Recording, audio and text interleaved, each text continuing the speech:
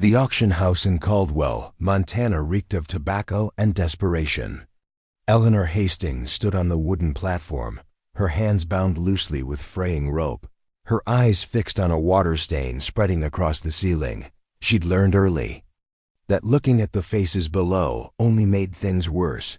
The leering grins, the calculating stares, the way some men licked their lips like she was livestock at the county fair. Before we jump back in, tell us where you're tuning in from, and if this story touches you, make sure you're subscribed, because tomorrow I've saved something extra special for you.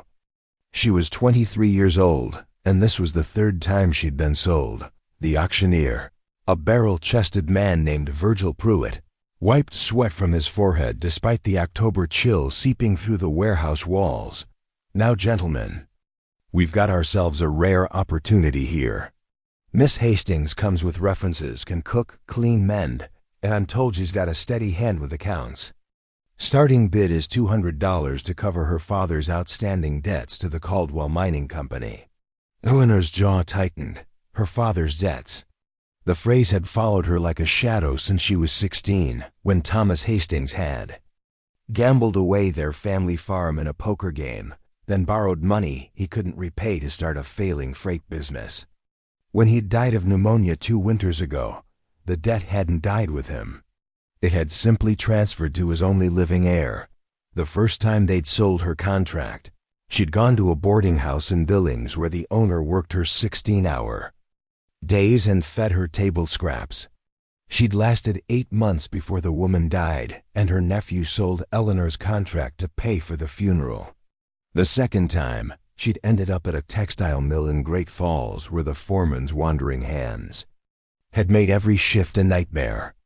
She'd run after 6 weeks, hiding in freight cars and stealing bread from bakery back doors, until they'd caught her in Caldwell and dragged her right back to this very platform. 200, called a voice from the back, a mine supervisor. She recognized from the saloon. 250. Another man, his face hidden beneath a wide-brimmed hat. Eleanor's stomach churned. The rope around her wrists had rubbed the skin raw, and her dress, the same faded blue cotton she'd been wearing when they'd caught her, hung loose on her frame. She'd lost weight running, living on scraps and fear. 300. The mine supervisor again, more aggressive now. Virgil's eyes gleamed. The higher the bid, the bigger his commission. $300. Do I hear 350? Remember, gentlemen, this isn't just any contract. Miss Hastings here has education. Her mother was a schoolteacher before she passed. The girl can read, write, do figures. That's worth something. Eleanor wanted to scream that she wasn't a girl, wasn't property, wasn't something to be traded like a mule or a pocket watch. But screaming had never helped before. The law was clear. Debts passed to kin, and if you couldn't pay, you worked them off. The system was legal, stamped and approved by men in wood-paneled offices who'd never stood on an auction platform in their lives. 350, came a new voice, low and measured. The crowd shifted, and Eleanor couldn't help herself. She looked.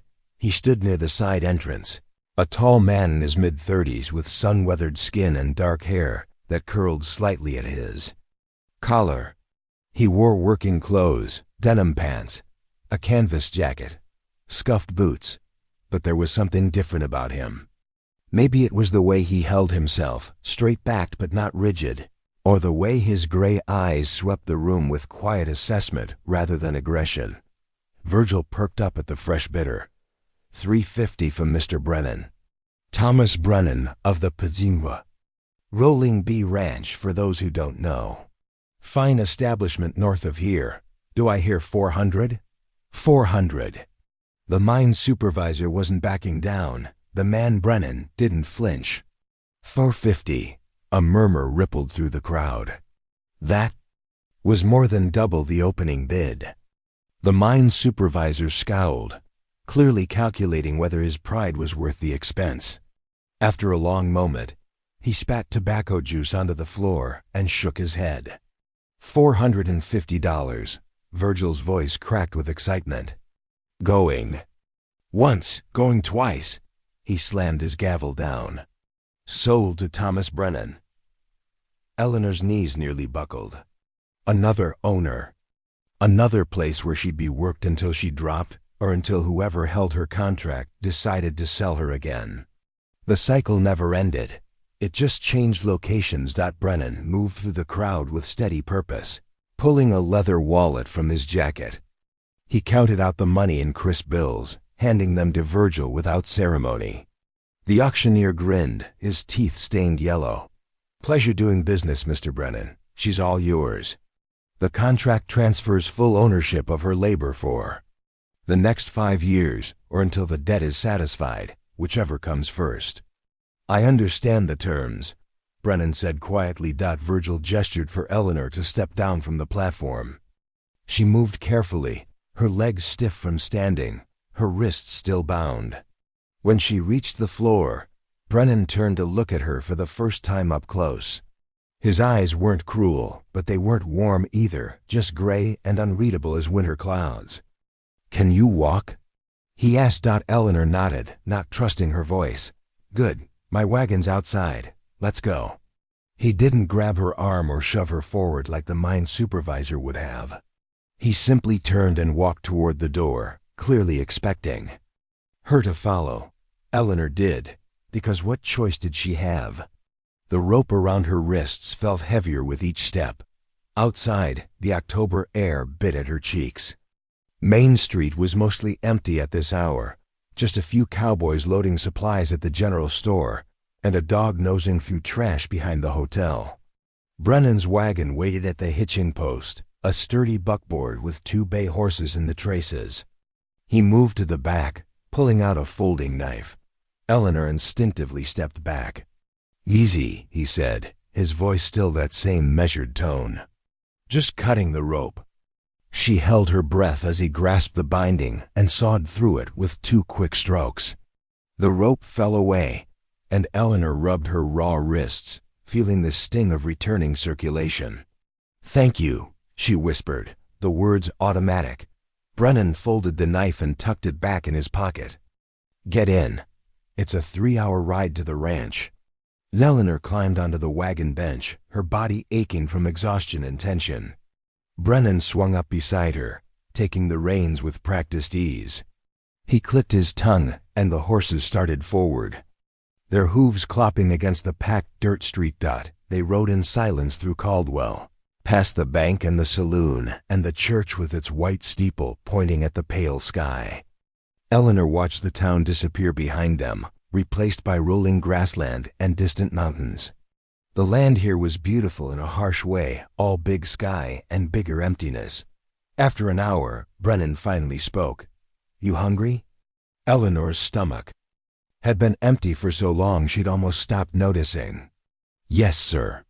He reached behind the seat and pulled out a cloth bundle, unwrapping it to reveal thick slices of bread and dried beef. He handed her a portion without looking at her, his attention on the road ahead. Eleanor ate slowly, trying not to seem desperate even though her hands trembled with hunger. The food was simple but good, better than anything she'd had in weeks. "There's rules at the ranch," Brennan said after she'd finished eating. "You'll have your own room in the main house. You'll help with cooking, cleaning, mending, the usual work. My foreman, Jack Sutherland, and 2 ranch hands live in the bunkhouse. They know to keep their distance. Anyone bothers you, you tell." "Me?" Eleanor stared at him, unsure what to make of this. Rules that included her own room? Men who were supposed to keep their distance? It sounded too good to be true. "Why did you buy my contract?" she asked, the question slipping out before she could stop it. Brennan was quiet for so long she thought he wouldn't answer. Finally he said, "Ranch needs help. My wife died 2 years ago. Been managing on my own. But it's too much." His wife, so he was a widower. That explained something, though Eleanor wasn't sure what. "I'm sorry for your loss," she said, because it seemed like the right thing to say. He nodded once, curt. "Her name was Catherine. We don't talk about her much." The message was clear. Don't ask questions. Eleanor could respect that. She had her own topic she didn't want to discuss. They rode on as the sun climbed higher, burning off the morning chill. The landscape opened up, revealing the Rolling Bee Ranch in the distance, a sprawling property with a 2-story house, several outbuildings, and cattle dotting the hills beyond.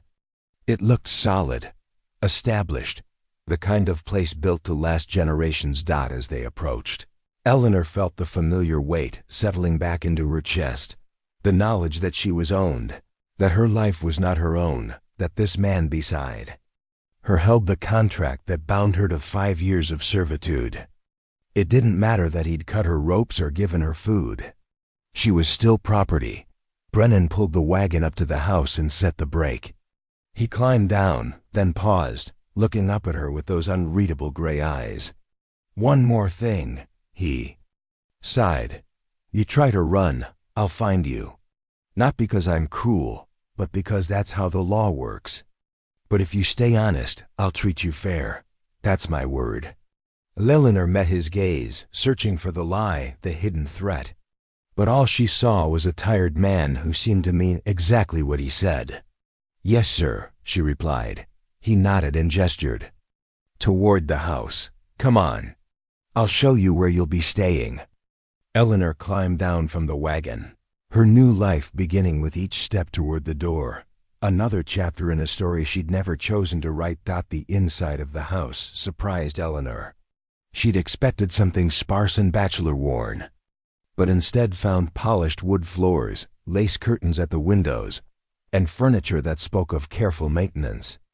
A stone fireplace dominated the main room, its mantel lined with small carved figures, horses, cattle, a lone wolf.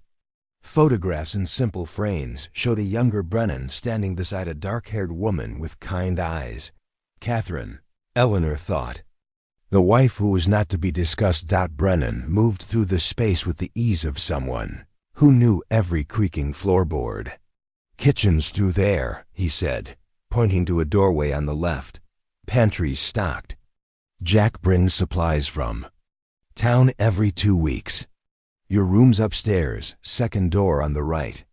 He started toward the staircase, and Eleanor followed, her boots quiet on the steps.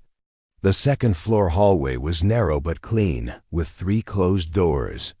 Brennan opened the one he'd indicated and stepped aside. The room was small but complete. A single bed with a patchwork quilt, a dresser with a cracked mirror, a window overlooking the front yard, and a wooden chair in the corner. Compared to the mill dormitory where she'd slept on a straw mattress with 12 other women, it felt like luxury.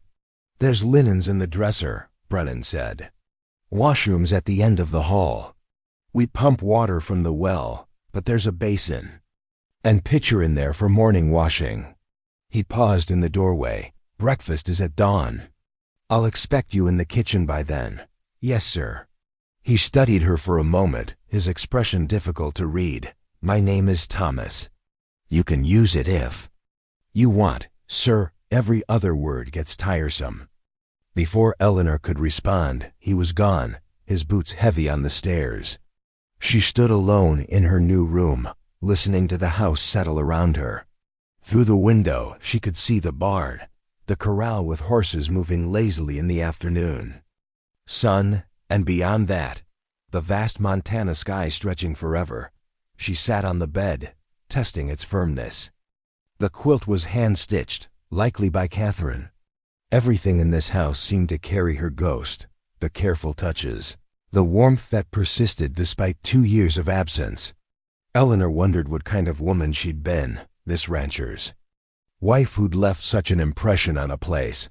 A knock on the doorframe made her jump. A man stood there, older than Brennan by at least a decade, with silver threading through his brown hair and deep-set wrinkles around his eyes.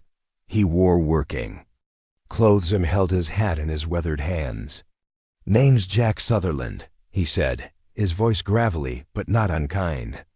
"I'm the foreman here. Thomas asked me to show you around the property once you settled in." Eleanor stood. "I'm Eleanor Hastings. I know who you are." Jack's face was neutral, but there was something in his eyes, pity, maybe, or understanding. "Come on down when you're ready. I'll be by the barn." He left without waiting for an answer. Eleanor took a moment to splash water from the basin on her face, washing away the dust from the road. Her reflection in the cracked mirror showed a woman who looked older than 23, her brown hair tangled, her dress worn thin at the seams. She'd left her life at 16, and somewhere along the way, she'd stopped recognizing herself.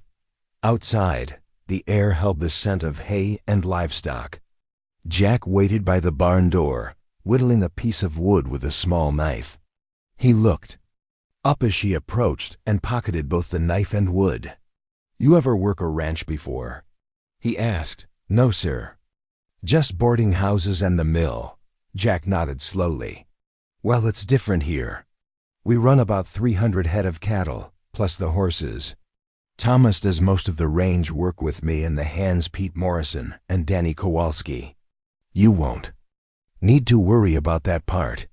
Your work's in the house, but it helps to know the layout." He led her on the property, pointing out the bunkhouse where he and the other men slept, the chicken coop that would need tending, the root cellar for winter storage, and the smokehouse where they preserved meat. The ranch was larger than Eleanor had realized, a self-sustaining operation that required constant work. "Thomas is fair," Jack said as they walked past the corral. "He don't raise his voice, don't drink to excess, pays his debts on time. After Catherine died, ... double quotes, he trailed off, glancing at Eleanor. "Well, he's been quieter, works harder. Sometimes I think he forgets to eat if someone don't remind him." Preparing and narrating this story took us a lot of time, so if you are enjoying it, subscribe to our channel, it means a lot to us. Now back to the story. "How did she die?" Eleanor asked, then immediately regretted it. "I'm sorry, that's not my business." Jack was quiet for several steps. "Fever, suddenly one spring. We rode to Caldwell for the doctor, but by the time we got back ... she was gone. Thomas hasn't been the same since. Not worse exactly, just ... different, like part of him went missing." They reached the vegetable garden behind the house, now mostly empty after the autumn harvest. A few hardy plants still clung to life squash vines, late carrots, herbs going to seed. "Catherine planted this," Jack said. "Thomas keeps it going best he can, but it needs a woman's touch. Might be something you could take on, if you're willing." Eleanor looked at the neglected beds and felt a strange stirring of possibility. "I'd like that." Jack smiled, the first real warmth she'd seen from him. "Good. Now about the housework. Thomas is particular about some things, easy about others. He likes his coffee strong, breakfast simple. Dinner's the main meal. He don't care much for fancy cooking, but he appreciates food that sticks to your ribs. Catherine used to make bread twice a week. The sourdough starter's still in the pantry, if you know how to use it."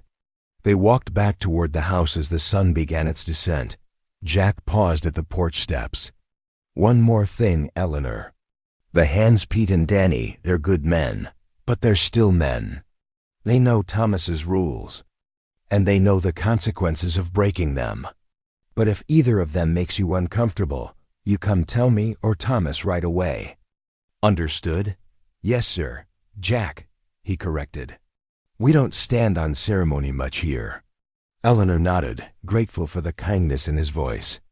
As Jack headed toward the bunkhouse, she entered the house through the back door, finding herself in the kitchen. It was spacious, with a large cast-iron stove, a pump sink, shelves lined with dishes and supplies, and a heavy wooden table that could seat 6. She began exploring the pantry, taking inventory of what was available. Flour, cornmeal, salt pork, dried beans, preserved vegetables in mason jars, the sourdough starter Jack had mentioned. Her mind started working through meal possibilities, planning what she could prepare for tomorrow's breakfast and beyond. The sun was setting when she heard boots on the front porch. Brennan Thomas came in, removing his hat and hanging it on a peg by the door. He looked tired, dust covering his clothes and face. "There's a stew pot on the stove," he he said without preamble. It's from yesterday, just needs heating. I usually eat simple food at night. Eleanor moved to the stove, checking the pot. The stew was thick with beef and vegetables, well made even if it had lost some freshness. She stoked the fire and set the pot to warm, then found bowls and spoons. They ate at the kitchen table in silence. Thomas focused on his food with single-minded purpose. Eleanor ate more slowly, still adjusting to the reality of regular meals. When they finished, Thomas carried his bowl to the sink. You'll find what you need for cleaning in the cupboard under there, he said. I usually wash my own dishes, but I suppose that's your job now. There was no malice in his words, just statement of fact. Eleanor stood and moved to the sink, grateful for something useful to do. As she pumped water and scrubbed the bowls, Thomas lingered by the doorway. Jack showed you around? He asked. Yes. Good. If you need anything, supplies, tools, whatever, make a list. We'll get it next town run. He shifted his weight, uncomfortable with the conversation. The house is yours to manage how you see fit. Catherine had her ways of doing things. You'll have yours. I don't expect you to be her. The words hung in the air between them, heavy with meaning Eleanor couldn't quite parse. Before she could respond, Thomas was gone, his boots heavy on the stairs. Eleanor finished the dishes, dried them, and put them away. She banked the stove for the night and stood in the darkening kitchen, listening to the house creak and settle. Somewhere above, a door closed softly. This place was different from the boarding house and the mill, that much was clear. But different didn't mean safe, and it certainly didn't mean free. She was still bound by contract, still owned in all the ways that mattered. The rope around her wrists might be gone, but the invisible chains remained. Tomorrow she would wake. Before dawn, make breakfast for a man who owned her labor, and begin working off a debt she'd never asked for. But tonight, for the first time in years, she would sleep in a real bed with clean sheets and a door she could close. It wasn't freedom, but it was something. Eleanor climbed the stairs to her small room, undressed in the darkness, and slid between the covers Thomas Brennan had sewn. Through the window, stars blazed across the Montana sky, distant, cold, and impossibly bright. Eleanor woke to darkness and the distant crow of a rooster. For a disoriented moment, she forgot where she was, then memory returned with the weight of her circumstances. The Rolling Bee Ranch, Thomas Brennan. 5 years of servitude stretching ahead like an endless road. She dressed quickly in the cold air, splashing water on her face from the basin. Her dress was the same faded blue she'd worn for weeks, and she made a mental note to ask about fabric for sewing. If she was going to work here, she needed clothes that wouldn't fall apart. The kitchen was empty when she arrived, but coals still glowed in the stove. Eleanor fed them kindling and logs until flames caught, then filled the coffee pot with grounds and water. While it brewed, she found eggs in the cold box, bacon in the pantry, and flour for biscuits. Her hands moved with practiced efficiency. Cooking was one skill the boarding house had taught her well. Thomas appeared just as the biscuits came out of the oven, their tops golden brown. He looked surprised to find breakfast already prepared, but said nothing, just poured himself coffee and sat at the table. Jack arrived moments later, followed by 2 younger men Eleanor hadn't met. Pete Morrison, said the first, a lanky man in his 20s with sun-bleached hair and an easy smile. Pleasure to meet you, Miss Hastings. Danny Kowalski, added the second, shorter and stockier, with dark eyes and cautious politeness. Ma'am, Eleanor nodded to both, setting plates on the table. The men ate with the focused intensity of people who burned calories faster than they could replace them. Thomas remained quiet, but Pete filled the silence with chatter about fence repairs needed in the south pasture and a cow that had gone lame. "I'll ride out after breakfast," Thomas said, his first words of the morning. "Jack, you take Danny and check the water troughs. Pete, there's firewood needs splitting." The division of labor was clear and efficient. Within 20 minutes, the men had finished eating and dispersed to their tasks. Eleanor cleared the table, washed dishes, and began taking stock of what needed. Attention in the house. Catherine's presence was everywhere. The carefully organized pantry, the herbs hanging to dry above the window, the embroidered pillowcases on the sofa. But 2 years of bachelor living had taken its toll. Dust gathered in corners. Curtains needed washing. The floors wanted a proper scrubbing. Eleanor spent the morning cleaning, working methodically through each room. She found supplies under the sink, rags that had once been dish towels, a broom with half its bristles worn away. The physical labor felt good after weeks of running and hiding. At least here she knew what was expected. Around midday, she made sandwiches from leftover bacon and carried them out to Pete, who was indeed splitting firewood behind the barn. He paused when he saw her, wiping sweat from his forehead despite the October chill. "Well, that's mighty kind of you, Miss Hastings," he said, accepting the plate. "Usually we just fend for ourselves at lunch." "It's no trouble," Eleanor replied. "I made extra." Pete bit into the sandwich with obvious appreciation. "You're a far sight better cook than Thomas. No offense to the boss. He means well, but his idea of a meal is whatever doesn't require more than one pot." He grinned. Catherine used to say he'd eat boot leather if she fried it up crispy enough. The easy mention of Catherine caught Eleanor off guard. At the boarding house and mill, the dead were spoken of in whispers if at all. But Pete talked about her like she was simply away, not gone forever. "You knew her?" Eleanor asked. "Yes, ma'am. Been working here 5 years now. Catherine was good people, always had a kind word, never treated us hands like we were beneath her." His expression sobered. "Her dying hit us all hard, but Thomas worst of all. He and Catherine, they were." He searched for words. "They fit, you know. Like two halves of the same coin." Eleanor understood that kind of loss, even if she'd never experienced it herself.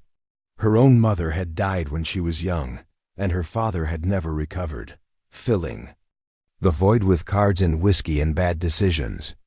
"Anyway," Pete continued, "it's good having someone in the house again. Place has been too quiet." Lena returned to her work, Pete's words lingering in her mind. The house had been quiet. She could feel it in the stillness. The way sound seemed muffled, as if the walls themselves were holding their breath. She wondered if her presence would change that, or if she was just another temporary occupant. In a place that belonged to ghosts. By evening, she'd made progress. The main floor gleamed, curtains hung fresh from washing, and a beef roast cooked slowly in the oven, filling the house with rich aroma.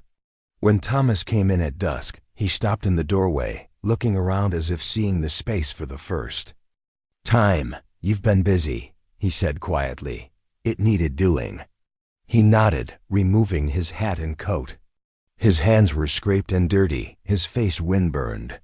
Ranch work was hard. Eleanor realized, not the kind of labor where you could coast or cut corners. Every day demanded everything you had. Dinner was quieter with just the two of them. Jack and the hands ate in the bunkhouse, leaving Thomas and Eleanor alone at the kitchen table. She'd set out the roast with potatoes and carrots, simple food. Done well. Thomas ate steadily, occasionally glancing at her across the table. "This is good," he said finally. "Better than I've managed, thank you." More silence. Eleanor searched for something to say, some way to fill the awkward space between them. In the end, Thomas spoke first. "I went to town for supplies tomorrow," he said. "You'll come with me. You need clothes, other things. Make a list tonight." Eleanor blinked, surprised. "That's not necessary. I can make do. You can't work in one dress." His tone was matter of fact, not unkind. "We'll leave after breakfast. The ride's about 2 hours." It wasn't a request, Eleanor realized. It was an order, even if delivered gently. She was his employee, bought and paid for. He got to decide when. She went to town, what she wore, how she spent her time. The reminder settled like a stone in her stomach. After dinner, Thomas retreated to a small room off the main floor that served as his office. Eleanor could hear him shuffling papers, the scratch of a pen. She washed dishes, wiped down surfaces, and finally sat at the table with a scrap of paper to make her list. Fabric for dresses, thread, needles, undergarments, a warmer, shawl for winter. She kept the list practical, nothing frivolous. Money spent. On her was money she owed, another link in the chain keeping her bound. Upstairs, she prepared for bed by candlelight. Through the window, she could see lights in the bunkhouse where the hands were settling in. Laughter drifted across the yard. Pete's voice, then Danny's quieter response. They sounded easy, comfortable. Men who'd chosen this life rather than having it forced upon them. Eleanor blew out the candle and lay in the darkness, listening to the house creak. Somewhere down the hall, Thomas moved around his room. Footsteps, the sound of boots dropping to the floor, the squeak of bed springs.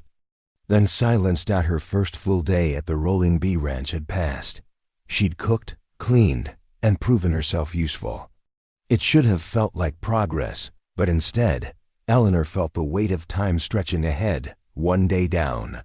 Hundreds more to go before her debt was satisfied and she could claim her life as her own, if that day ever came. She turned on her side, pulling the quilt up to her chin.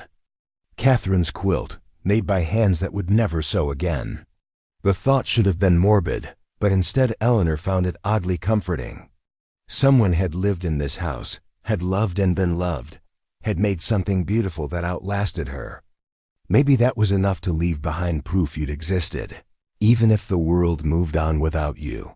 Sleep came slowly, filled with half-formed dreams of auction houses and endless roads. When Eleanor finally sank into deeper rest, her last conscious thought was of Thomas Brennan's gray eyes watching her across the dinner table, unreadable as stone. Tomorrow they would go to town. Tomorrow she would be seen walking beside the man who owned her contract, and the whole of Caldwell would know exactly what she was: property dressed up in borrowed dignity, a debt collector's daughter paying for sins that weren't her own. But tonight, in this small room with its clean sheets and locked door, Eleanor allowed herself to pretend otherwise. Just for a few hours. Just until dawn. The morning air bit sharp as Eleanor climbed onto the wagon beside Thomas.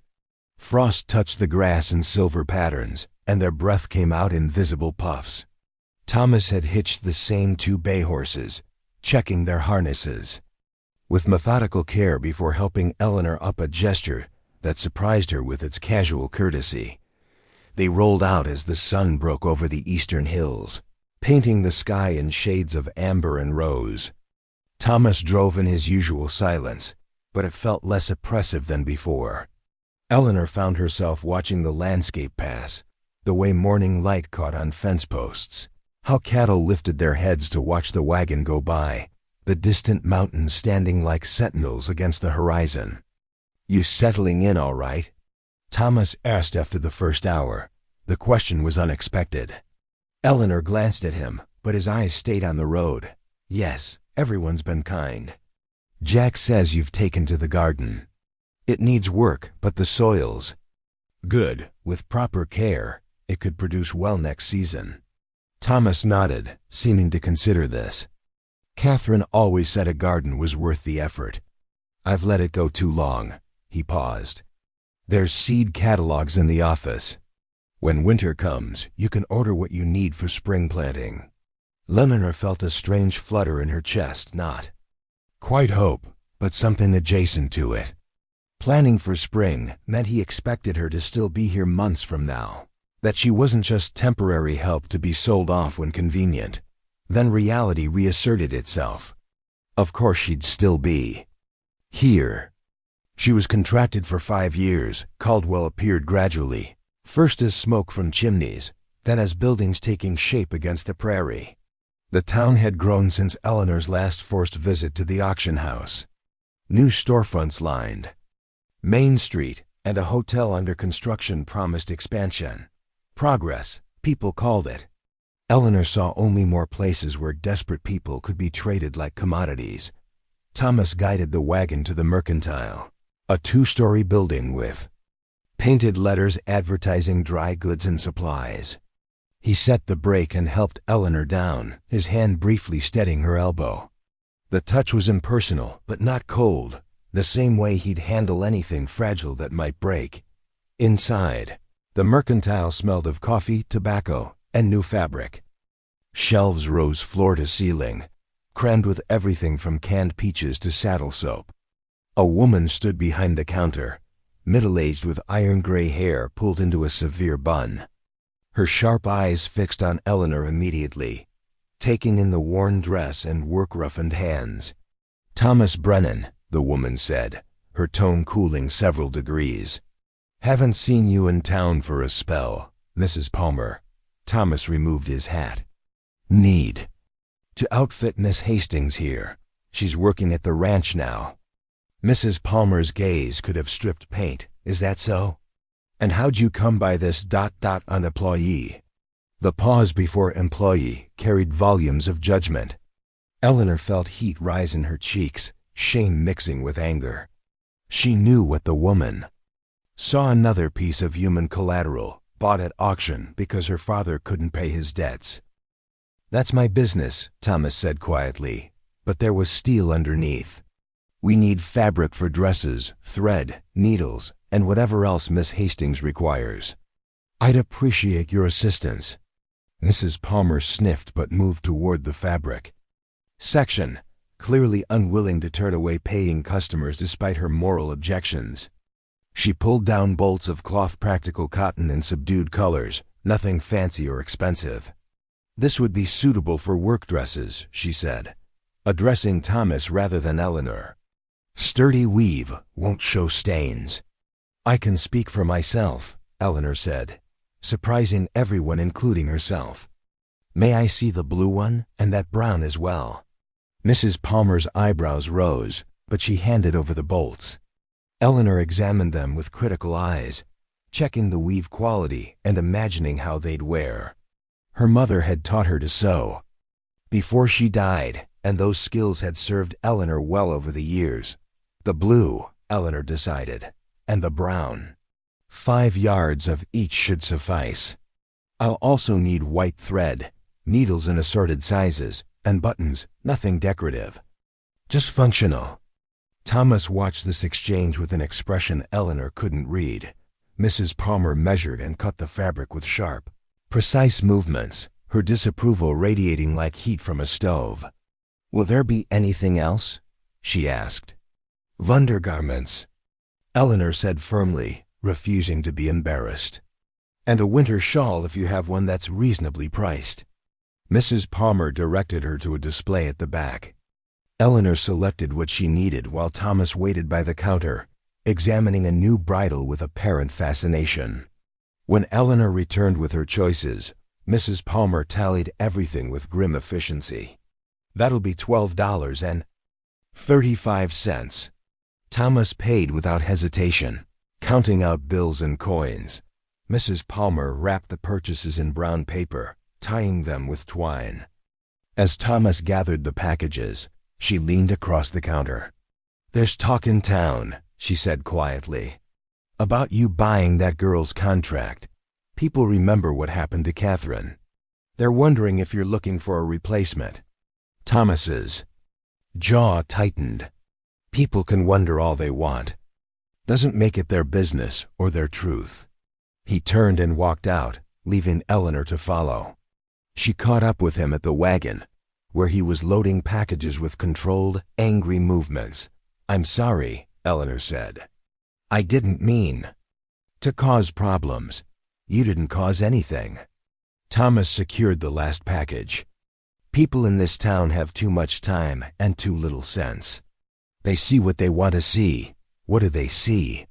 He looked at her then, really looked, and Eleanor saw something raw in his expression: grief, maybe, or frustration, or both. "They see a widower who can't move past his wife's death. They see you and assume I'm trying to fill a hole that can't be filled." He climbed onto the wagon. What they don't see is that I needed help. You needed a place that wasn't the auction block, and sometimes practical arrangements are just that. Practical. Eleanor climbed up beside him, absorbing this. It was the most Thomas had said at one time, and the honesty startled her. He wasn't pretending their situation was anything other than what it was, a transaction born of necessity, not sentiment. They stopped at the general store for supplies, flour, sugar, coffee, salt. The proprietor, an elderly man named Mr. Chun, treated them with polite efficiency and no judgment. Thomas also purchased fabric for new work shirts and a winter coat for Eleanor that she hadn't asked for but desperately needed. "Can't have you freezing," he said when she protested. Montana winters aren't forgiving. Their last stop was the feed store, where Thomas arranged for grain delivery. While he conducted business, Eleanor waited by the wagon, watching Caldwell's residents go about their day. She recognized a few faces from her time here before. The banker who'd filed the debt claim against her, the lawyer who'd explained she had no legal recourse, the sheriff who'd caught her when she ran. None of them acknowledged her. She was invisible now, just another servant, another woman whose life had been decided by men with ledgers and gavels. The ride back felt longer, though the sun hadn't yet reached its peak. Thomas seemed lost in thought, his expression distant. Eleanor wondered what he was thinking, about Catherine, probably, about the gossip Mrs. Palmer had mentioned, about whether bringing Eleanor to the ranch had been a mistake. "Can I ask you something?" Eleanor said, breaking the silence. Thomas glanced at her. "Go ahead. Why didn't you just hire someone? Regular wages, no contract. It would have been simpler." He was quiet so long she thought he wouldn't answer. Finally, "Hired help leaves. Especially women. They get married, move on, find better situations. I needed someone who'd stay, at least long enough to make the ranch run proper again." He shifted the reins, and maybe I thought I was doing something decent.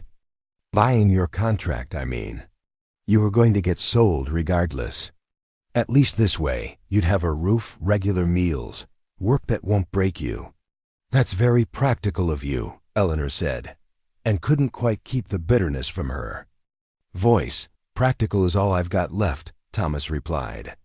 "Everything else died 2 years ago." The words hung between them, bleak and honest. Eleanor understood then that Thomas Brennan wasn't cruel or kind. He was simply surviving, doing what needed doing to get from one day to the next. In that way, they weren't so different. Both trapped by circumstances beyond their control, both trying to find solid ground in lives that had shifted beneath their feet. The ranch appeared in the distance, familiar now after only 2 days. Eleanor felt an odd relief at seeing it not home, exactly, but something close enough to pass. A place where she knew the routines, where expectations were clear, where she could work and sleep and exist without constant fear of what came next. Thomas pulled the wagon up to the house and began unloading packages. Eleanor helped, carrying her new fabric and supplies upstairs to her room. Through the window, she saw Jack working with one of the horses in the corral, Pete chopping wood, Danny mending a section of fence. Life at the Rolling Bee Ranch continued its steady rhythm, indifferent to town gossip or Eleanor's complicated feelings. There was work to be done, always work, and that at least was something she understood. That evening, as she cut patterns from her new fabric by lamplight, Eleanor thought about Mrs. Palmer's words. People wondering if Thomas was looking for a replacement for Catherine. The idea seemed absurd. You couldn't replace a person any more than you could replace a limb or a heartbeat. Catherine was gone, and that absence marked everything in this house, from the photographs on the mantel to the garden, slowly returning to wilderness. Eleanor wasn't a replacement. She was just someone passing through, working off a debt sheet. Never asked for, existing in the spaces Catherine had left behind. 5 years, and then she'd be free to go wherever she wanted. If she could remember what freedom felt like by then. November arrived with the first real snowfall, transforming the ranch into something from a watercolor painting. Eleanor stood at the kitchen window watching fat flakes drift down, coating everything in white silence. She'd been at the Rolling Bee for 3 weeks now, and the rhythm of ranch life had become familiar. Wake before dawn, prepare meals, manage the house, tend the small tasks that kept everything running. Her new dresses hung in the wardrobe, practical and well-made. She'd sewn them by lamplight over several evenings, her fingers remembering skills her mother had taught her years ago. Thomas had noticed, nodding approval at the neat stitching, though he'd said nothing beyond good work. The kitchen had become Eleanor's domain. She'd reorganized the pantry, inventoried supplies, and begun experimenting with Catherine's old recipes notes scribbled on scraps of paper tucked between jars. Some were simple: cornbread, stew, roasted chicken. Others more ambitious: fruit preserves, pickled vegetables, a cake recipe with precise measurements for special occasions. Eleanor tried the cake once, presenting it at dinner with nervous pride. Thomas had stared at it for a long moment before, taking a slice. He'd eaten it slowly, his expression unreadable, then quietly said, "Catherine made this for my birthday every year." The words had landed like stones. Eleanor had apologized, but Thomas shook his head. "Don't. It's good to have it again, just unexpected."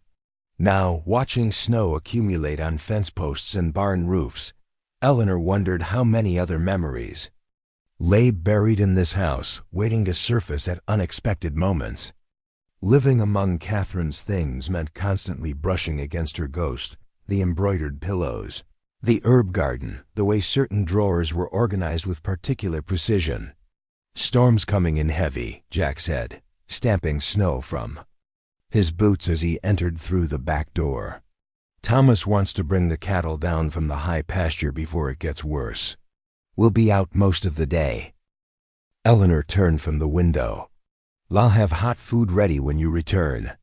Jack smiled, his weathered face creasing with warmth. "You're spoiling us, Eleanor. We got used to cold beans and stale bread." "Then it's time you got unused to it," she replied, already planning a hearty stew that could simmer for hours. The men rode out after breakfast, bundled in heavy coats and scarves. Eleanor watched them disappear into swirling white, then returned to her work. The house needed preparation for deep winter windows checked for drafts, extra firewood brought inside, blankets aired and ready. She was in the main room, beating dust from a heavy quilt, when she noticed the small chest tucked beneath the side table. It was wooden, intricately carved with flowers and vines, and clearly handmade. Eleanor hesitated, knowing she shouldn't pry, but curiosity won out. She knelt and opened the lid. Inside were letters, dozens of them, tied with faded ribbon. The top envelope was addressed to Thomas in elegant script. Eleanor's hand hovered over them, torn between respect for privacy and the sudden, desperate need to understand the man who owned her contract. She pulled out one letter, just one, and unfolded it carefully. "My dearest Thomas, I write this knowing you may never read it, but the doctor says I should put my affairs in order, and words on paper feel more permanent than whispered conversations.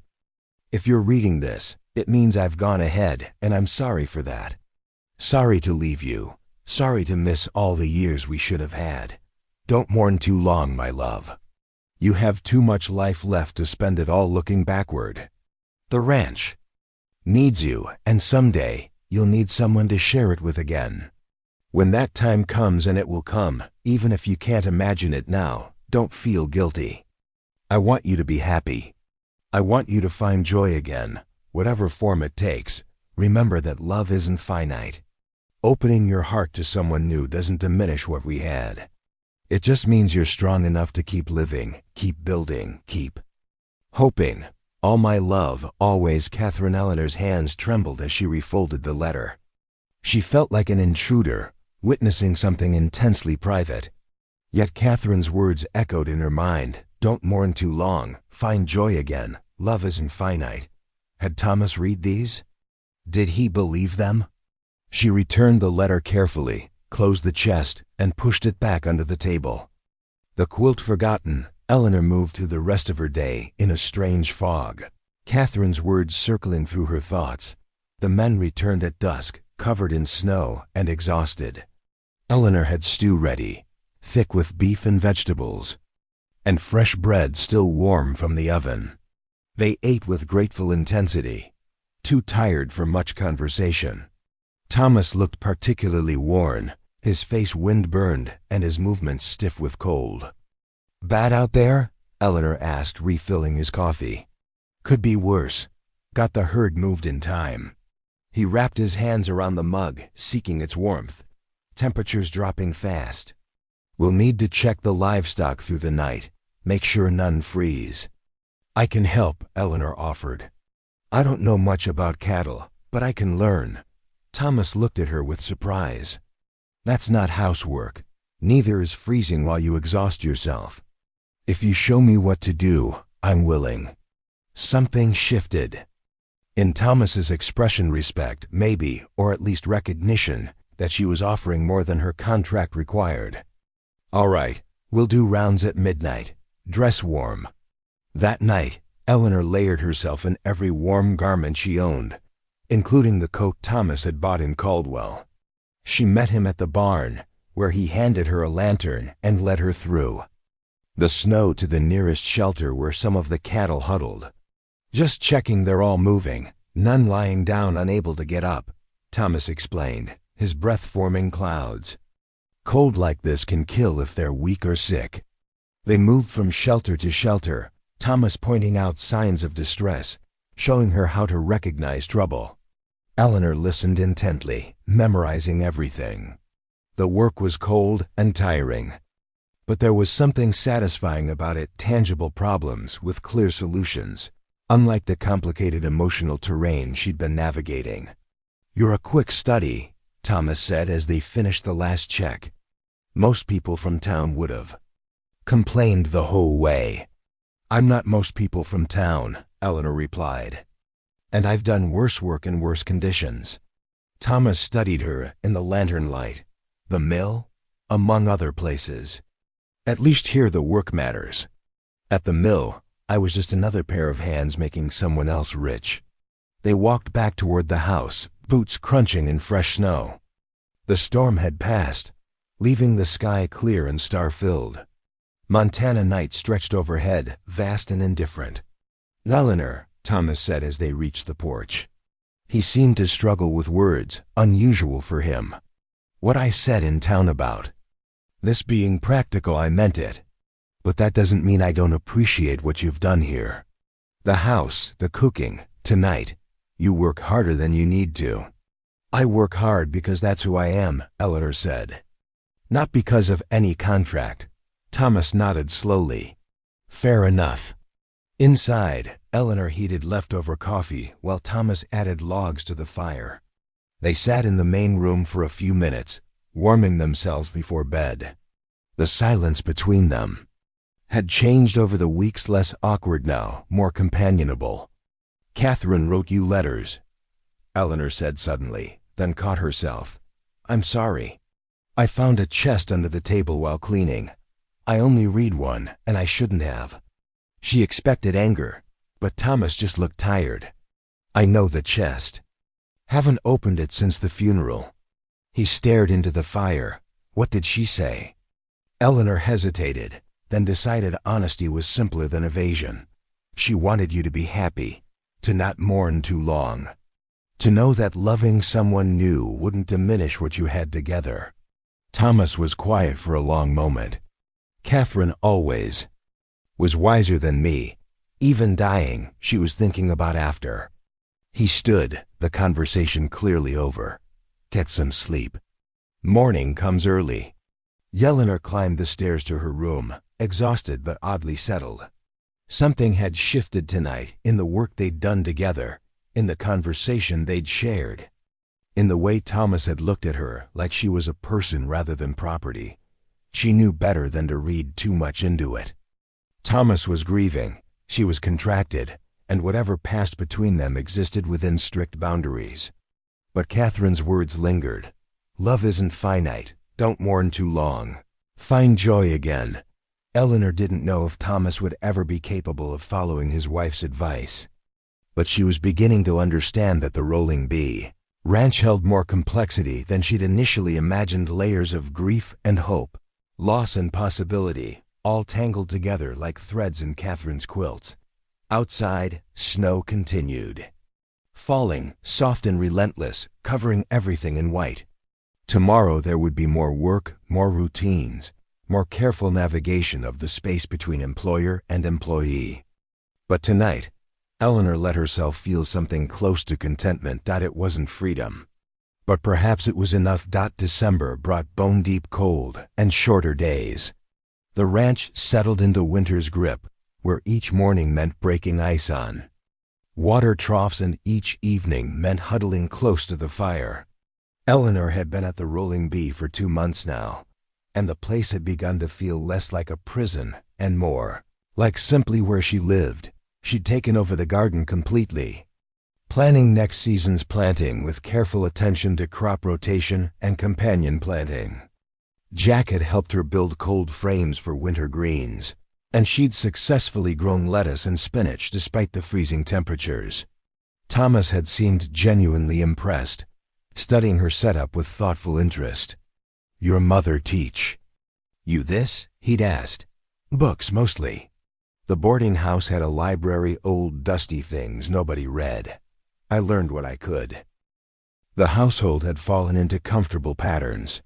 Eleanor cooked, Thomas and the hands worked the land and animals, and evenings found them gathering around the fire with coffee and quiet conversation. Pete had a harmonica he played sometimes, simple tunes that filled the silence. Danny carved small figures from wood scraps, birds, mostly, with surprising detail. Christmas approached, and Eleanor found herself thinking about traditions she'd abandoned years ago. Her mother used to make special cookies, her father would cut a small tree from the woods, and they'd sing carols in their tiny parlor. After her mother died, Christmas had become just another day marked by her father's drinking and debts. She was kneading bread dough when Thomas came in from the morning cold, stamping snow from his boots. He looked uncomfortable, which immediately caught Eleanor's attention. Thomas was never uncomfortable. He was steady as stone, predictable as sunrise.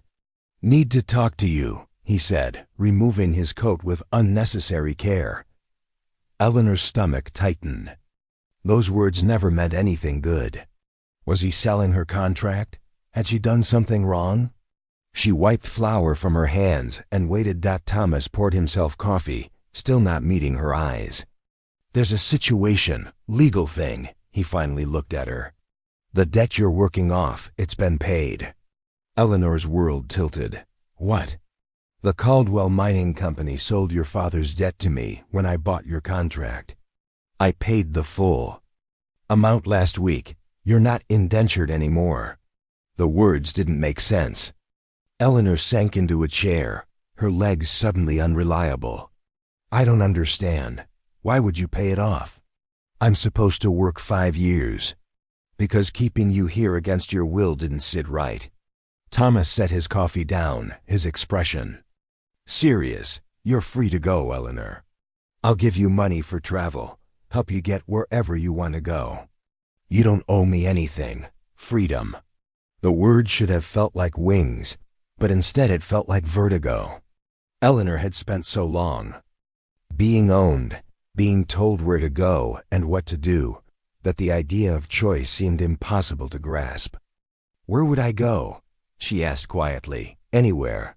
You could go east, find work in a city, or west to California. Hell, you could stay in Montana if you wanted. Just somewhere that's your choice." Eleanor looked around the kitchen, her kitchen. In a way, she'd organized it, learned its rhythms, made it efficient and welcoming.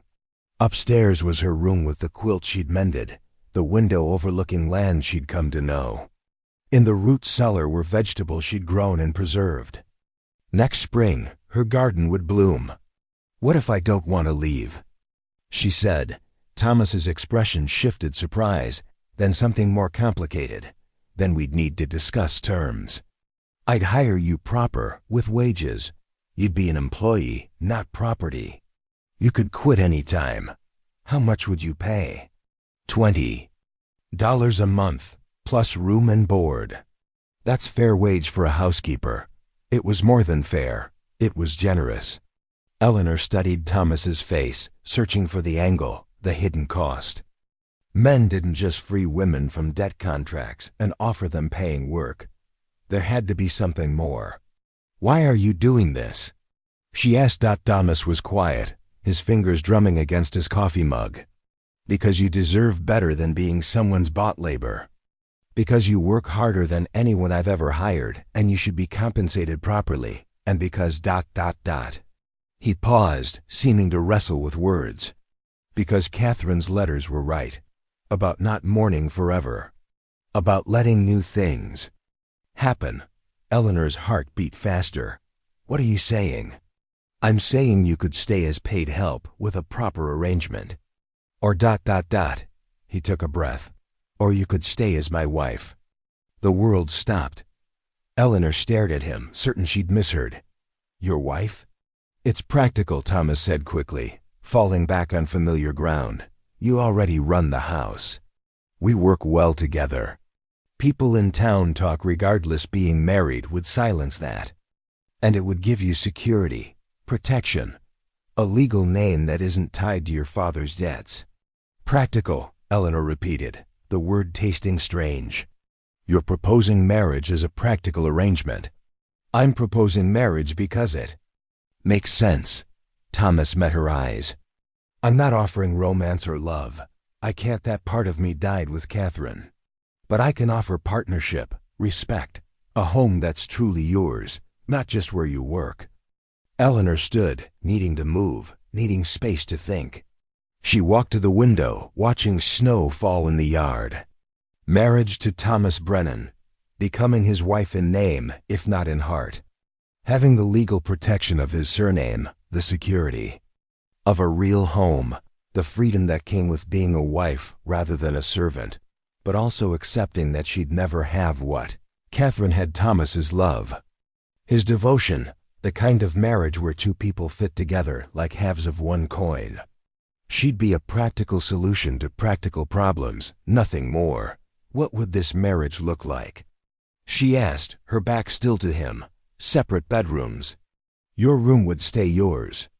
We'd present as husband and wife publicly, but privately, we'd just be partners running a ranch. You'd have access to household funds, authority over the house and garden, legal say in decisions that affect you. And if I wanted to leave someday, then you'd leave. I wouldn't stop you. Eleanor turned to face him. Thomas stood by the table, his posture tense, his expression guarded. He was taking a risk. She realized, offering her something that could be refused, opening himself to rejection. For a man who'd buried himself in work and grief for 2 years, that took courage. Can I think about it? She asked. Of course.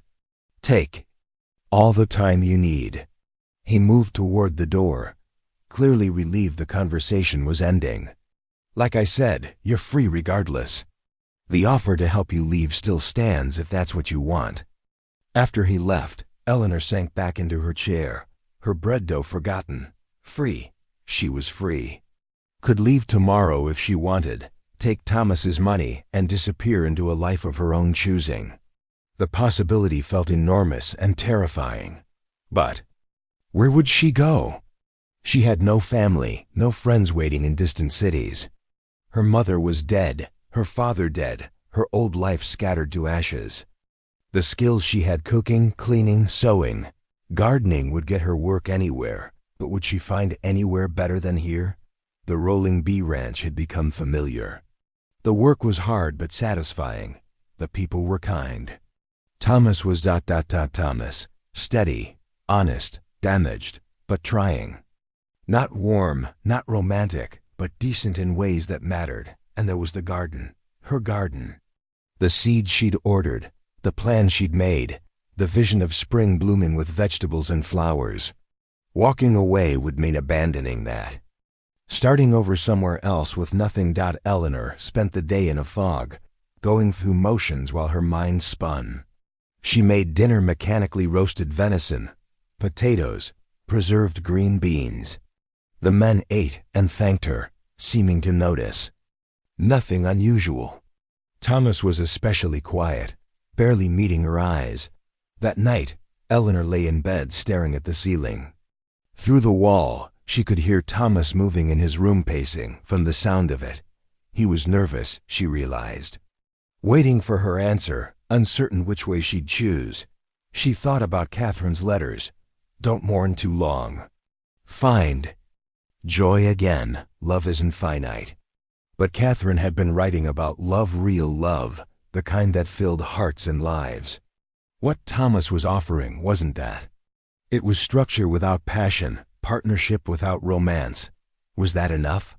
Could Eleanor build a life on practical foundations, accepting that she'd never be truly loved by the man she married? Then again, what was the alternative? Leaving to find what? Another boarding house, another mill, another place where she'd be alone and vulnerable. At least here she had value, purpose, a place that felt almost like home. By morning, Eleanor had made her decision. She dressed carefully in one of her better dresses, braided her hair, and went downstairs to find Thomas already in the kitchen, drinking coffee with the desperate intensity of someone who hadn't slept. Yes, she said simply. Thomas looked up, his eyes red-rimmed. Yes, I'll marry you. On your terms: partnership, separate rooms, practical arrangement. Yes. Something like relief flooded his face. He stood, setting down his mug. You're certain? I'm certain that this is the best option available to me, and that you're a decent man, offering me more than I'd find anywhere else. Eleanor met his eyes. I won't pretend it's a love match, but I think we can make it work. Thomas nodded slowly. Then we'll go to town tomorrow. Get married at the courthouse. Simple, quick, legal. All right. They stood facing each other across the kitchen, two people agreeing to tie their lives together without love, without passion, with nothing but practical necessity and mutual respect. It should have felt hollow. Instead, Eleanor felt something close to hope. Maybe practical was enough. Maybe partnership could become something more, given time. Or maybe it would stay exactly what it was: two damaged people finding shelter in each other's company. Either way, Eleanor Hastings would become Eleanor Brennan. And for the first time in years, she'd have a name that was hers by choice, not inheritance. Outside, snow continued falling, covering the ranch in white silence. Tomorrow would bring change. But tonight, Eleanor allowed herself to imagine spring: her garden blooming, the ranch running smooth, and a life that was finally, imperfectly, her own. The courthouse in Caldwell was a stern brick building that smelled of dust and old paper. Eleanor stood beside Thomas in front of Judge Harrison's desk, wearing her best dress, the blue cotton she'd sewn herself, and holding a small bouquet of dried wildflowers Jack had awkwardly pressed into her hands that morning. Thought you should have something, he'd mumbled, his weathered face flushing. Even if it ain't a fancy wedding. The ceremony took less than 10 minutes. Judge Harrison, a portly man with spectacles sliding down his nose, read through the legal requirements. In a monotone voice, did Thomas take Eleanor as his lawful wife? He did. Did Eleanor take Thomas as her lawful husband? She did, her voice steadier than she'd expected. By the power vested in me by the state of Montana, I now pronounce you husband and wife. You may kiss the bride. Thomas and Eleanor looked at each other, both frozen with uncertainty. The judge cleared his throat meaningfully. Thomas leaned forward and pressed a brief, awkward kiss to Eleanor's cheek, more like a gesture between distant relatives than newlyweds. Congratulations, Judge Harrison said, without enthusiasm, handing Thomas the marriage certificate. That'll be $5.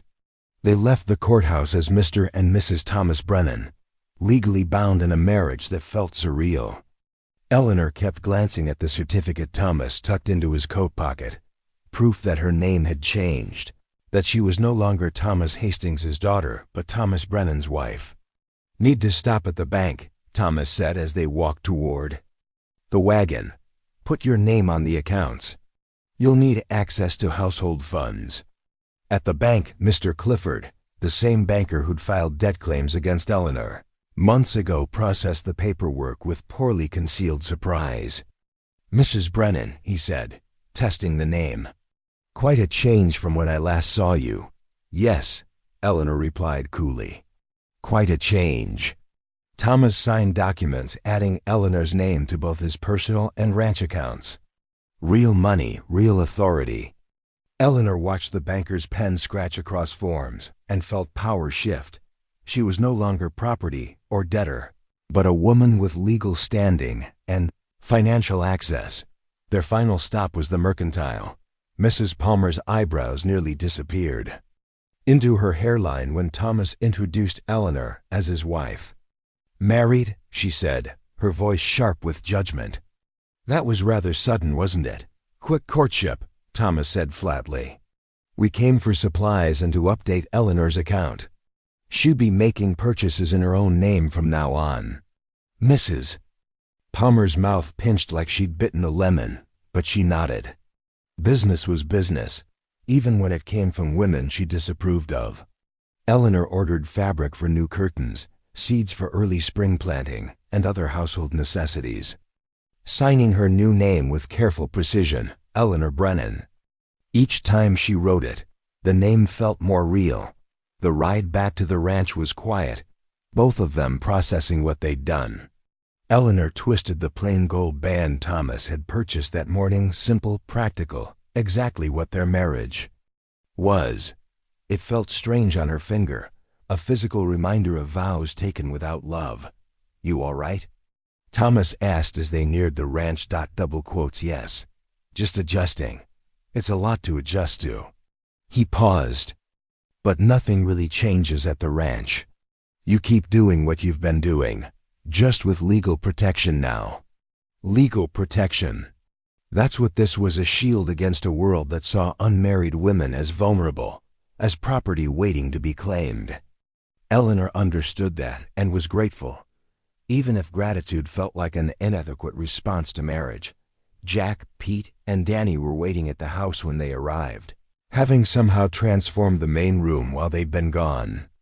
Garlands of pine branches draped the mantel, candles clustered on tables, and a modest feast spread across the dining table: roasted chicken, potatoes, bread, even a pie.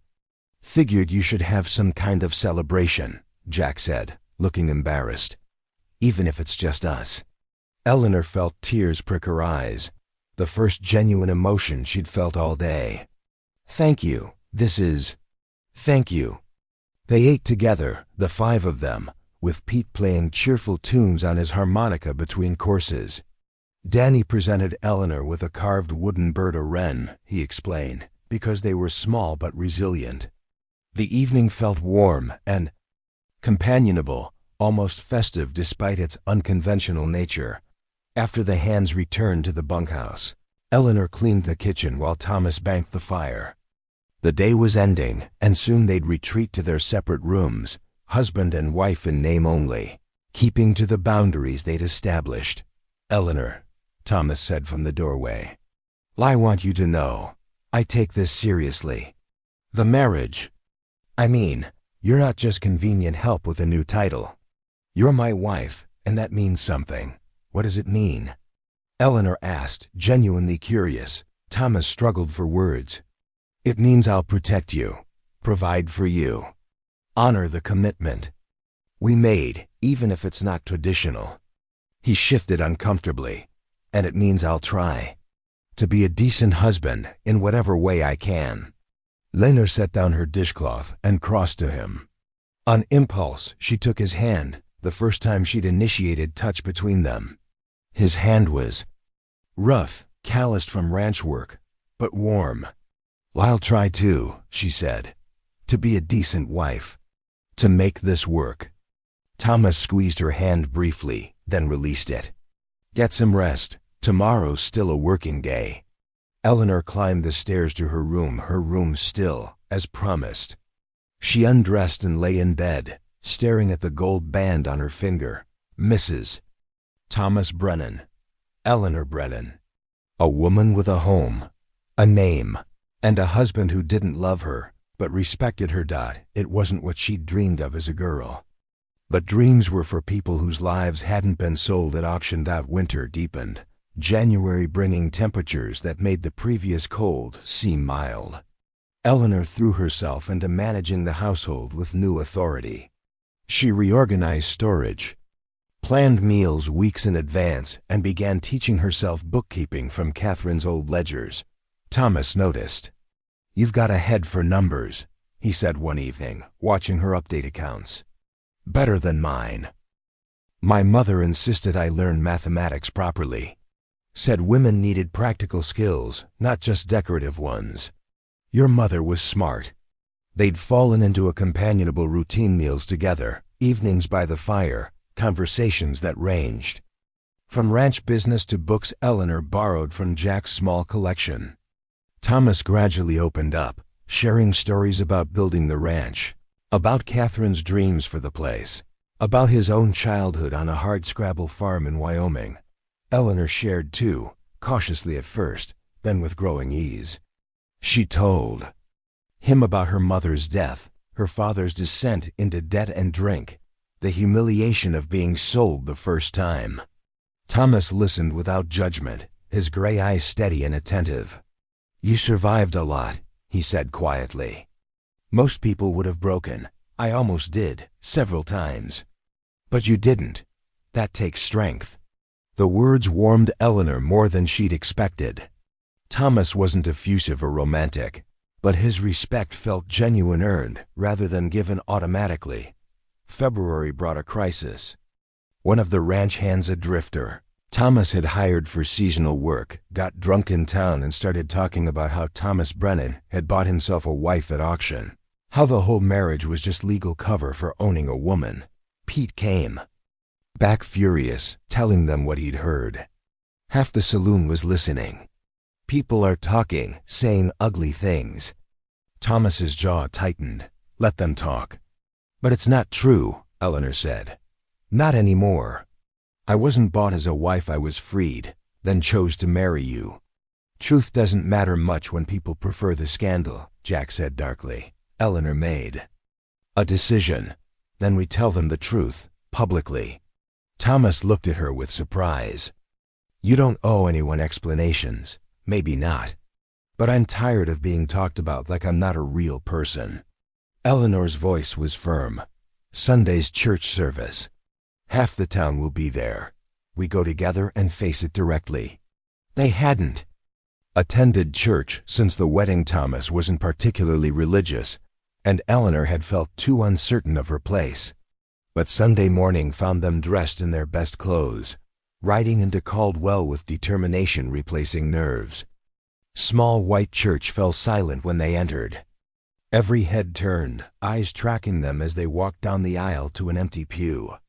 Eleanor kept her chin high, her hand resting on Thomas's arm. They were married, legal and proper, and she refused to act ashamed. Reverend Matthews stumbled through his sermon, clearly distracted by their presence. After the service, people clustered outside in small groups, whispering and staring. Mrs. Palmer stood with a circle of women, her expression triumphant with assumed vindication. Eleanor walked directly to them. "Mrs. Palmer, ladies, I understand. There's been talk about my marriage." The women shifted uncomfortably, caught between curiosity and propriety. Mrs. Palmer recovered first.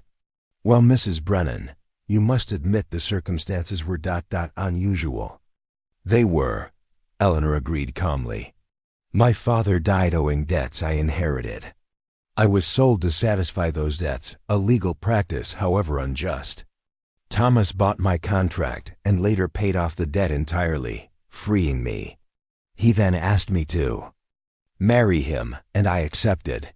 That's the truth." "Rather convenient timing," Mrs. Palmer sniffed. "Convenient for me, certainly. I went from being property to being a free woman with choices. Thomas gave me that freedom before proposing, knowing I might leave. I chose to stay and marry him. That was my choice, made freely. One of the younger women, Sarah Mitchell, spoke up. Is it true he offered you wages to stay as hired help? Yes, $20 a month, which I declined in favor of marriage. Eleanor met each woman's eyes in turn. I know what you're thinking, that no woman would choose such a marriage unless forced. But you don't know what it's like to have no choices at all. Thomas offered me respect, partnership, and security. That's more than most marriages start with. The women had no response to that. Even Mrs. Palmer looked momentarily uncertain. Thomas appeared at Eleanor's elbow, and together they walked back to the wagon, leaving the church crowd buzzing with renewed gossip, but gossip with less certain moral ground. That was brave, Thomas said as they drove home. That was necessary. I won't spend years hiding or being ashamed of choices I'm not ashamed of. Thomas smiled a real smile, rare and transforming. Catherine would have liked you. The words should have hurt, referencing his dead wife. Instead, Eleanor felt honored. Catherine's ghost had haunted this marriage from the beginning, but maybe that was all right. Maybe loving someone lost didn't prevent respecting someone present. Spring arrived gradually, snow revealing brown earth hungry for warmth. Eleanor's garden became her obsession. She worked the soil, added compost from the barn, marked out beds with string and stakes. The seed catalog she'd ordered arrived, and she spent evenings planning with botanical precision. Thomas helped when he could, following her directions for building raised beds and deer fencing. He'd never cared much for gardening, but he appreciated Eleanor's systematic approach, the way she researched and planned rather than just scattering seeds randomly. You could grow food for half the county with this setup, he observed, watching her plant early peas. That's the idea. If we produce surplus, we can sell it in town. Extra income for the ranch. Thomas looked at her thoughtfully. When did you start thinking of it as our ranch? Eleanor paused, surprised by the question. When had she? Somewhere between winter and spring, between being owned and being married. The ranch had stopped being Thomas's place where she worked and become simply home. I don't know, she admitted, but it happened. By April, green shoots pushed through the soil: peas, lettuce, radishes, herbs. Eleanor checked them obsessively, thrilled by each sign of growth. The garden represented possibility, proof that careful work yielded results, that destruction could be reversed by patient cultivation. One warm evening, Thomas found her sitting among the beds, just watching things grow. He sat beside her without speaking, both of them comfortable in silence. I've been thinking, Thomas said finally, about what Catherine wrote in those letters. About not mourning forever. Eleanor's heart beat faster, but she kept her voice steady. And I think I've been mourning wrong. Thinking that moving forward meant forgetting, or replacing what I lost. He picked up a handful of soil, letting it sift through his fingers. But maybe it means making room for new things. Different things, like practical marriages? Eleanor said lightly, trying to ease the tension. Like marriages that start practical and become ... something else. Eleanor looked at him, this man who'd bought her freedom and offered his name without demanding anything in return. What kind of something else? I don't know yet, but I'd like to find out. If you would. It wasn't a declaration of love. It wasn't poetry or passion. But it was honest, and it was more than nothing they'd started with. I'd like that, Eleanor said quietly. Thomas reached over and took her hand, not awkwardly, not uncertainly, but with deliberate intention. They sat together in the growing dusk, surrounded by new growth. Two damaged people learning to be whole. Summer brought abundance. Eleanor's garden exploded with vegetables, tomatoes, beans, squash, peppers, carrots. She preserved everything she could, filling the root cellar with jars of pickles, relishes, and sauces. The surplus went to town, where Mr. Chun sold it in his store, splitting profits with Eleanor. "You've got a real business here," he told her, counting out money. "Best produce in the county." The ranch prospered. Cattle brought good prices, the hands worked efficiently, and the household ran smooth as clockwork. Jack told Eleanor she brought life back to the place, and she believed him. The rolling bee felt alive again, not the same as when Catherine lived, but vital in new ways. Thomas changed too, slowly but noticeably. He smiled more, talked more, occasionally laughed at Pete's jokes. He started joining Eleanor in the garden.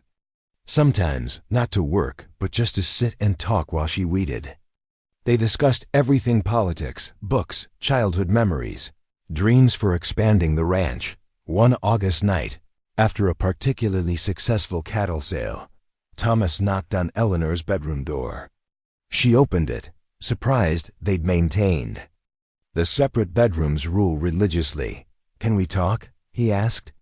"Of course." They went to the porch, sitting on the steps under a sky brilliant with stars. Thomas seemed nervous, unusual for him. "I've been thinking about our arrangement," he said. "The separate bedrooms, the partnership without intimacy." Eleanor's pulse quickened. "Yes?" "I want to change it, not force anything, just ask if you'd be willing to try being married in all the ways. Sharing a room, being together properly." He looked at her intently.